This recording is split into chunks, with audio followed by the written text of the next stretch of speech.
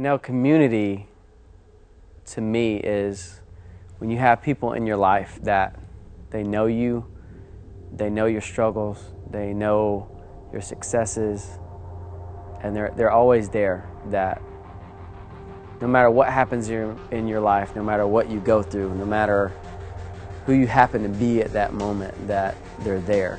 I've been very fortunate to have that in my life, especially over the past 6 to 10 years here being at Victory and especially at Fusion. There was a time in my life as a Christian that was a very, very dark time for me, a time where, you know, here I was the worship guy in the youth ministry and basically living, you know, a life that was not godly and was found out and, you know, was removed from a pretty high position of leadership, and went through a real desert time in my life where it didn't seem like there was a whole lot of people around. It seemed like I was kind of going through it, you know, by myself. And, you know, starts this ministry called Fusion that, you know, at the time didn't sound very appealing to me, but I just so happened to know a few people that went to it in those early days, and so I started attending, and I was able to go in with a clean slate, and people were able to see me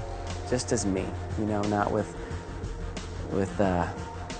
any sense of who I used to be, without any sense of the shame or the dirtiness I felt, you know, because of my past. And through that experience, I found a core group of friends, and man, it seemed like we did everything together. And it started out, you know, with common interests, with liking movies, with liking music, with liking different hobbies, that with drama and stuff like that we came together, and that, you know, we started to form these relationships. And it seemed like very quickly it moved beyond that. It moved to a place where we would hear a message at Fusion, and afterwards we would go out and apply it to our lives.